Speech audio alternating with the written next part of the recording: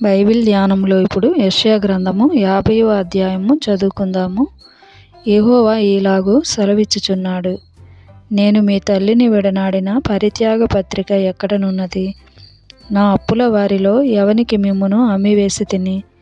మీ దోషములను బట్టి మీరు అమ్మబడితిరి, మీ అతిక్రమములను బట్టి మీ తల్లి పరిత్యాగము చేయబడెను.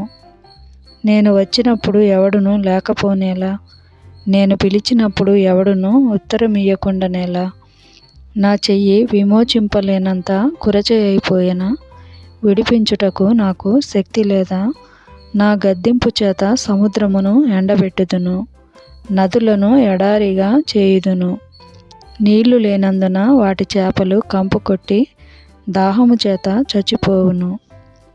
ఆకాశము చీకటి కమ్మజేయుచున్నాను, అవి గోనెపట్ట ధరింపజేయుచున్నాను. అలసిన వానిని మాటల చేత ఊరడించు జ్ఞానము నాకు కలుగునట్లు శిష్యునికి తగిన నోరు యెహోవా నాకు దయచేసి ఉన్నాడు. శిష్యులు వినునట్లుగా నేను వినుటకై ఆయన ప్రతి ఉదయమున నాకు వినుబుద్ధి పుట్టించుచున్నాడు. ప్రభువగు యెహోవా నా చెవికి వినుబుద్ధి పుట్టింపగా నేను ఆయన మీద తిరుగుబాటు చేయలేదు, వినకుండా నేను తొలగిపోలేదు. కొట్టువారికి నా వీపును అప్పగించితిని, వెంట్రుకలు పెరికివేయువారికి నా చెంపలను అప్పగించితిని.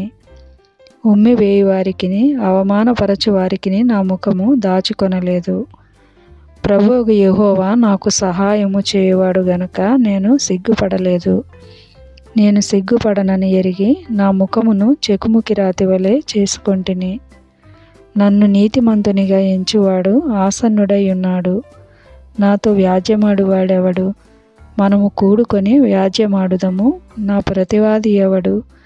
అతని నా యొద్దకు రానిమ్ము. ప్రభువగు యెహోవా నాకు సహాయము చేయును. నా మీద నేరస్థాపన చేయువాడెవడు? వారందరూ వస్త్రము వలె పాతగిలిపోవుదురు, చిమ్మట వారిని తినివేయును. మీలో యెహోవాకు భయపడి ఆయన సేవకుని మాట వినువాడెవడు? వెలుగు లేకయే చీకటిలో నడచువాడు యెహోవా నామమును ఆశ్రయించి తన దేవుని నమ్ముకొనవలెను.